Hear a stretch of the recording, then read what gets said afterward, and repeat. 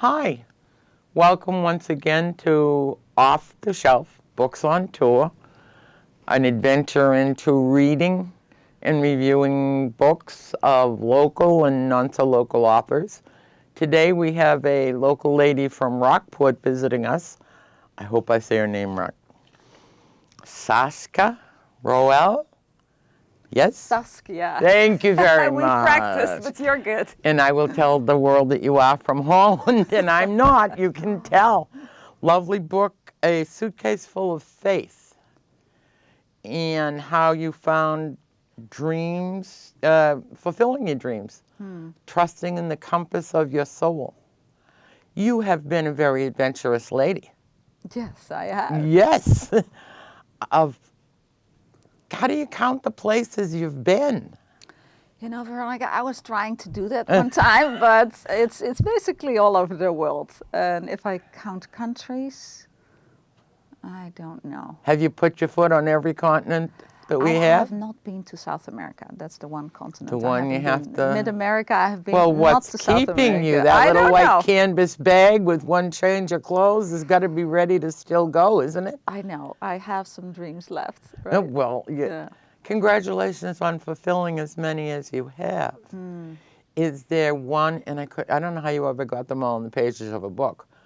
Is there one adventure that sticks out in your mind that truly was the fulfillment of a life? You know, the latest dream, I was thinking about that question, if you might ask that, and I thought, I don't know if there's like that one dream. The latest dream we had is to get our green cards. Yes, no, I got that. And that was a big dream. You have to explain that to me because I don't understand. And you've been here 8 years. Yes, yeah. In a green card, it's not citizenship. It says you can stay. We can stay. You're no longer a visitor. Now we can tax you and all that good stuff. Absolutely. But well, you we can't could be vote. No, we can't vote. We can't vote. But we came in here with a visa, and then after the visa expires after so many years, you either have to go or apply for a green card. Well, that was a 5-year process, which was quite a journey. Is there any explanation why that takes so long? Are there quotas? I don't know. I think for everybody it takes long, but in our case we were rejected, and then we kept thinking, Well, that must be frightening. Yeah, but we were like, we're going to put our foot down. I mean, and I was so surprised of anything in the world. I thought, well, we get that green card. I just feel we're destined to live here. And after the rejection, we filed again, but it's an ongoing process because in the state in between, you're not allowed to travel actually outside the country unless you have travel documents. So then you have to apply for that, and then they are delayed, and it's been quite a journey. But a month ago, we had our final interview, and we could stay. Did you party hardy? Yeah, we're going to have a very big party, but we did party, I tell you. Well, we have to back up some for our listeners because they didn't read the book. This particular adventure began when you came to America for a visit, fell in love with this beautiful house here in New England, went home, and on an afternoon spur bought it. Yeah, well, actually, the way it started was that I had this dream of coming to America. We have 5 kids, so I thought, how wonderful would it to live in the land of opportunities. I believe in that. Now, from Holland, what did you expect to find here in America that made you want to come? I just love the energy of the country, and I love the idea that basically the American dream that you can make it. Your dreams can come true, and that's what brought me here. And I like this space, this enormous space of the country with 5 kids. Tell me about it. So I thought one day, you know what? Why don't we just go on a vacation, see if the kids love to be here, if they love the country. And we went on a vacation. It's quite a story where we said, if we go on a vacation, where do we go, east or west? Because if we like it, it's probably where we end up. It's a big country to choose from, yes. So we opened the map and we're like, well, east or west? And we said, let's do east. So we went on a vacation to the East Coast. Then we said, how do you find a house? I mean, how do you find a house? It finds you. So the house has to find us, and definitely on the last day of our tour, we met this gorgeous Victorian house that was for sale. Do you ever count them? I think like 12 or something. Okay. Yeah. So It's it's a a good huge size house. one. It's a Yeah. very huge house. And had it been vacant for long, or had it been lived in? I think for half a year it was vacant, Okay. and then I just went in the house and I looked around, and of course, it wasn't our house then. It was for sale, so I was like, this is it. How you can fall in You can love feel it. completely. And then we went home, and my husband really wasn't up like buying a house in America. We had no Can't jobs. imagine why not. Yeah, well, yeah. So we went home, and then I kept like, we have to do this. We have to do Somebody this. else is going to get it. And then after 3 months, I had that gut feeling like, I think somebody's buying our house. That's a whole story which is written in the book, but we called the lawyer and they say, actually, there are people bidding on the house. And we made a bid over the phone and the ball started to roll. And suddenly, we were like faced with a house in Rockport, a house in Holland. We had no jobs. The kids didn't speak a word of English. But the only thing we did bring with that dream was a suitcase full of faith. Uh-huh. So. But you went shopping before you left, which I found astounding. And you bought rugs and material. Yeah. Was that cost effective to bring that over here, where I think it's available here?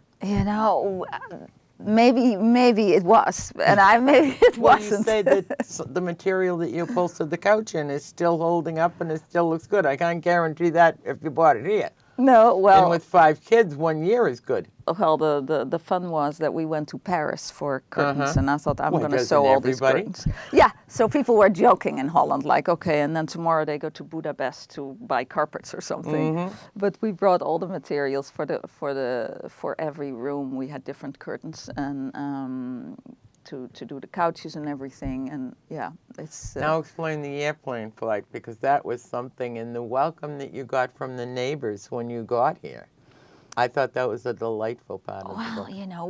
I first talked to that. We came here, and the furniture and everything was on the boat for 2 months. So we knew that the house would be completely empty. But because when you immigrate, there is so much to think about. The 5 kids, the goodbye parties, and I couldn't do it. I thought, let's just get there. Let's just get to America, and then the house is completely empty. We'll face that later. And I believe in that principle. When you just let go, the vacuum will be filled in. And the neighbors started to worry here, like 5 children, where will they sleep? How will that be? So people put mattresses, and actually our good friends put mattresses on the floor, made the beds, there was a little table, a lamp, because of course we had nothing. Yeah. And But isn't that what a good feeling? The day I moved into my house, and our lives have run very similar. Not as adventurous, but as much fun. I had to go up a 20-foot ladder the day I moved into my house. And the neighbor was standing at the foot of this ladder with a chocolate cake about this big, dripping with white frosting and fresh strawberries on the top. And of course, I hadn't eaten all day. I've been moving furniture up and down this ladder. That is embedded in my mind as one of the, and I don't usually eat sweets, but that was one of the nicest memories. It is, and it's so surprising when you're like, well, we don't know. We'll just go there and see how it unfolds, and then suddenly, it's all there. And that's, I think, one of the life lessons in the book too. When we let go and surrender, and we don't have to know everything, then things turn out good. But you've always been a bit of an adventurer. Yeah. And you always learn and learn and learn. Now, before you left Holland, you saw a school in Manchester that you thought you'd like to go to. So amidst all these boxes and children crying, you checked off, I'll go to school there when I get settled in America? Yeah, there was this huge conference I had been dreaming about going, and that happened to be close to our house. Of course. So I thought, finally, that dream will come true, and I'll go there, and I went there. And you excelled? Yeah. And it was the completion of yet another dream. Now, do you not teach there now? I don't teach there anymore, but I did teach there, yeah. And it was good? Yeah, I loved it. But and were you teaching there and representing them when you went to the World Congress? I didn't teach there then, no. But how nice to be invited back to Holland. Yeah, that's to be phenomenal. a speaker in your own country, let alone your own hometown. Yeah. You don't lead a dull life, lady. No, I don't. No. No, no. How did the kids adjust to America? The kids loved it. The kids didn't speak a word of English, so that was quite a story, especially my oldest who went to middle school. I Now, mean, how old now was the he oldest? was 11. Okay. So he had quite a challenge, and luckily we were so open to all the new. We didn't know how things would unfold, and later I realized what a tough place he must immersion. have been. But they all did well. They adapted really great, and they wanted to learn. They were like these eager beavers to learn the language as fast as they could. Within 2 months, they spoke English. Yeah. And Yeah. they taught you a few things about Oh, America? of course, I never get rid of my accent, but Did they they? are fluent. You know, you Really? don't recognize their Dutch. Yes. Yeah. And now what have they chosen for professions and activities as they grow up American? You know what to back that up a little is that I can see they're truly really adventurous as Oh, I we can't are. imagine where to get it from. Because when we left Holland and people said, well, what if the plan fails? I mean, what if we applied for a 1-year visa? So, I mean, it could have been that after a year we would have to leave or we couldn't make a living. And people said, what if it won't work? You sold your house, you gave up everything. And we said, you know, at least they have that You gave it a feeling in their shot. belly, Yeah. like, you know, you can do it and you don't fail. It's really like you go after your dreams and you gather your courage and go, and then you can deal with what comes your But way. isn't it a shame that so many people are so afraid of that what if? You know, what That if? they've never... I agree, and that's why I wrote the book, because the what if scenario, I mean, what if you always have yourself? And I believe the world is a good place, and you And there gotta, are you angels. gotta, absolutely, you gotta take that first step and leap. And that's what I truly believe in. And now you're not teaching. You have your own business now? Yeah, I do. Okay, and what do Yeah. you do in the business? I'm coaching people to, of course, do the same thing. Step over what if? Yeah, step over the what if and look in that suitcase. Like, is there a lot of baggage from the past that stops you? So you can release that and move forward into your dream and make what I believe is extraordinary choices create extraordinary results, but also extraordinary challenges, Yes, of course. but do you have to work really hard to convince them because they're not basically adventurous? You know, I think that they sometimes take an example after me because I'm an ordinary person, but you know, I make extraordinary choices and they see if I can do it, they can do it, and I think that inspires. And what age level do you work with? I work with people from beginning 20s till 80s. Yeah, I believe you're never old enough to learn and take new Goodness, no. steps. And that's what I admire the most. You always, I think if I offered you an educational seminar this afternoon here in Danvers, you'd call and tell me you'll be late for supper and you'll go to it. Yeah, that's true. And I find Yeah. that amazing among people that it doesn't excite them. They don't want to learn. They don't want to hear another point of view. Yeah. They're not interested in what somebody else might have to say. You know, it's true, and I think for everybody it's their own choice, but I believe that to grow we have to move out of our comfort zone. And that's what I've been continuously doing, and that's what I'm learning, and I help other people to do the same. But as soon as we sit nice and comfy, you know, there's not much happens. I mean, to me, it's boring at some point. Yeah, yeah. Your parents came, what, after about 3 months? Have they been back since? They did, yeah. They came and they had a very hard time because you know, we were with 7, so, and they held our kids very dear, so it was a big loss. And they came and they said, you know what, we understand. We do understand you want this. Our life in Holland was very busy. Now, do you have brothers and sisters? Yeah, I have. So they have family yeah. there to hold them. They do, but But they always want you the know, one for that the runs 5 away. kids, Yeah. it's now I can see that. When my kids, my 2 oldest kids now took the leap of faith to go to Holland, where they hadn't been for so many years, and they, you know, they didn't speak the Dutch so good anymore, but they're there, and I'm like, oh, that's tough. Also, now you know what your mother and father were going understand through. what they were going through. Yeah. Absolutely. Yeah, and are they going to live there? Are they going to set I up there? don't know, but now we They're have the green experimenting. card. I like the idea that they at least can choose. Now everybody got a green card, the whole family? Yeah, the whole family. So you can come and go without special permission? Yeah, and we realized when we were, going to that interview that we might have to leave if they don't approve. Oh, what an awful thought. Yeah, but then I thought later, it's really, the gift is in all this that we learn to live in the present moment.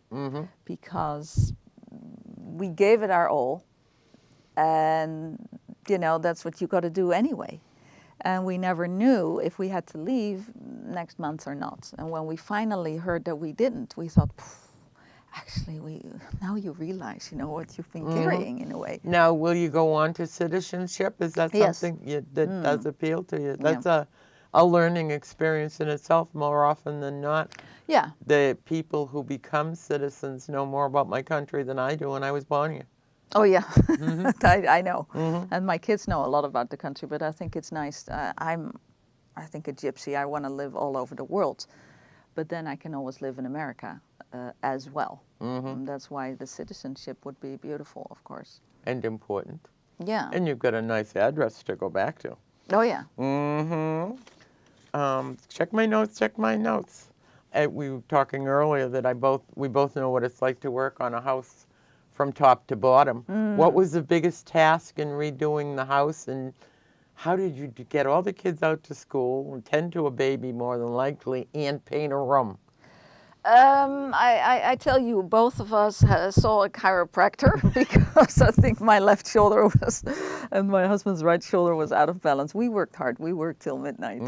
We worked really, really hard. And but it's worth doing. Oh, yeah, it's worth doing, yeah. But have you been there long enough to realize when it's time to do it again, you have to do it all again? I know. That's the part that sort of caught me off guard. Oh, absolutely. You live in a big house too, yes, right? and you did it all at once. Yeah, yeah. And instead of just painting the living room this year and maybe in the wintertime we'll attack the den, it all has to be done. I think it's this ongoing project. Yes, well, that's part like of life, owning, right? It's owning an a ongoing. home and growing and going from there. Yeah, it is. So where are you going to go from here? You're going to write another book? Because the book was the fulfillment of a dream. Absolutely. The book was a big fulfillment. And it's funny when people ask me, like, what is the most courageous thing you've done in your life? They would think I would say, well, to move without money, without jobs, without contacts with our 5 kids to America. That felt very true and right for us. Like, that will be fine. It will unfold. To write the book was my most courageous thing, to bare my soul and take people through all these different stories and countries and continuous theme of, gathering your courage, how to find your courage and walk that path.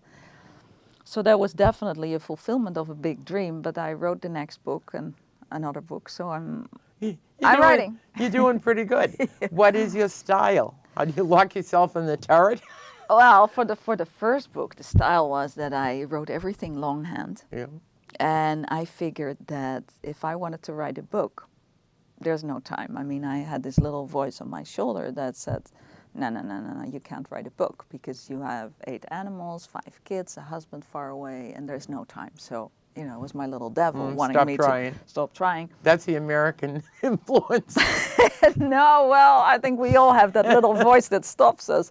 So definitely it was very loud. And I thought, I have to see how to deal with it. And I thought I have to deal differently with time. So I got up every morning at 4. And I tell you, I'm a morning person, but my ideal morning starts at 8. Morning. So every morning I got up at 4, wrote from 4 to 6. And I wrote and wrote and wrote and wrote and wrote and wrote. And after 22 days, the book was written. I wrote like over 4,000 words a day. So that's how I did it the first time. And from longhand, I had to translate it in the computer, which was not an easy task. But Push the wrong button and blow it away. I know, and the way I did it was that I didn't hear that inner voice saying, well, this is no good. So I just wrote and wrote and wrote and wrote, so they all, all these stories came out. So that's how I did it. And was it a cathartic experience? Were you exhausted? Yeah, it felt like a workout every day. And I think why so many people tell me they read the book from cover to cover, and I think that is because I wrote it cover to cover. In that energy, and that's that same energy when you read it, I guess. You did very well. It's a very good read, and it's an easy read. Did you have any formal training in writing? No. Do you want any? No, I went to this 3-day workshop, and when I sat down there and we had to introduce ourselves, I felt horrible. Oh, was that the one on your birthday that Oh, you had to get up to the microphone? yeah, I had to get up and tell who I am and my experience and all of that. And I said, you know, my soul loves that I do this. She's jumping up and down, but my other parts thinks it's like a kamikaze, you know, I'll die in this process. And all these people had some experience. And then the workshop leader said, you know what? The only advanced student here is Saskia because she doesn't have a messed up writer's voice. And, you know, I took it and I thought, it's definitely my own style. And it should be. I find That's all I can say. too much is expected of the writer. Yeah. Too much. You know, you have to, within the perimeters. And I freeze. If I have to do it a certain way, I kind of freeze. And I just did I always it like... hated pronouns. Yeah. Yeah, I do 45-mile-long run-on sentences. Yeah. You know, I can read it. Yeah. You a grammarist? Put your own grammar in. I agree. So, you know, we so far, people love it. So that's all it counts. That's what works. What's next on the agenda? Yeah, the second book I've written completely, and I'm editing that book now. And the name of that one will be? That book is probably going to be called Full Faith and Forward. Okay. It's like what comes after this book. And I have a book that's already written. It's a mini book. It's called Your Giant Leap of Faith, 5 Keys to Courage, How to Live an Extraordinary Life. And I have a book that's printed now with Jack Canfield and Deepak Chopra, Stepping Stones to Success. And when you speak of faith, it's a spiritual faith. It's not necessarily a particular given religion or belief. No. It's a spiritual faith that you feel yourself and you project very well. Yeah, it's that faith in a positive outcome, regardless of circumstances that don't look too positive. It's that faith that in the end anchors you into yourself. And, you know, what if you have a suitcase full of faith? What would you do? I'd keep it handy. And, well, I am blessed with a duffel bag full of faith. Yeah, and you know. Even in the worst experience, I lived through it. So that's one. I know. And you go on from here. Right. But a lot of people didn't get that gift. Do you know where you got this energy? Are your mom and dad like that? Did they implant this in you? I think my mom and dad very much raised me with praising my uniqueness. So I could do the way things I wanted to do. And next to that, I think I kind of played from a young girl on this game with, as I call universe, or people call it power or God, or I call it universe, like, okay, I feel in my heart I have to do this. So what if I do this? You got to help me here. You got to help me here. You put it in there, work it out. I put it in there, you work it out. And it does. And like, you know, you could see it 47 times in the book with all the stories. It worked out time after time after time. If I was in the African jungle or in the kibbutz Sinai in Israel or in a tomb in Egypt, it always worked out. Were you ever anywhere, when I asked my daughter, who was a world traveler, where you just said, oh man, what am I doing here? Oh yeah. Right. But probably often. Still. And how did you manage to get out of it? Wit? Courage? Sir Galahad on a horse? You know, I get out of these circumstances by, you know, of course I ask them, what am I doing here? How did I get myself here? And then go back to that inner trust that my heart knows what's best for me. And it works. It works. Have you ever gone against that feeling and wished you hadn't? Probably the moments I have, it always hit me on the head. But then I learn. It's called shell shock. Yeah, I've learned. But you know, sometimes we do that. The mind gets in the way, and the mind starts chattering, and we listen, and in the end, you think, I knew it. Some people don't have the wiring to their soul, the wiring to their gut. They have to be led. They have to be advised. They have to follow somebody else. Hmm. And that perplexes me because I don't follow too many people. Yeah, well, definitely you live an exciting life. I do. And why wouldn't everybody want that? I don't know. Probably a big part is fear. Because in seminars I speak and I ask people, what would you do if you couldn't fail? Or what would you do if you had more courage? And everybody knows that answer. But it's to get out of that comfortable zone and, pursue your path. I mean, I'm learning, and it's not that I'm fearless. I have my fears, but I want to more look at my fear as a companion and then do it anyway. Overcome it. Overcome it and not let fear stop you. But not everybody maybe wants it or it's their path. But I know deep down, we all know what we truly want in life. And we do have that connection. But, you can lose it along the way. Some people just, excuse me, just don't want to try. Yeah. It's too frightening, and I feel bad for that because I wouldn't diminish any of the adventures that we've been on or have yet to go on. I know, and I encourage my kids to do the same. Like, you go for it, and we'll figure it out. There's always, Are they another as solution. traveled as you? Well, they're getting into it because they're now in Holland, and my son went to India and Africa with his school, and my daughter went to Morocco. So they're really saying, you know what, I like that. And Well, I'm going to have to read the next book and have you come back because we're done. yeah. Can you believe we've traveled the world in our I adventures don't for half believe an that. hour? Yeah. Thank you very much. Yeah, thank you so I much. did enjoy it. Veronica. I'm glad to be part of your adventure. Right. And I brought you a birthday present. Happy thank birthday you so this much. week. That's it for Books on Tour, Off the Shelf, and our guest has been, please say your name correctly. Saskia Roell. Thank you so much. A Suitcase Full of Faith, which is a wonderful adventure you should read. See you again next time. Bye.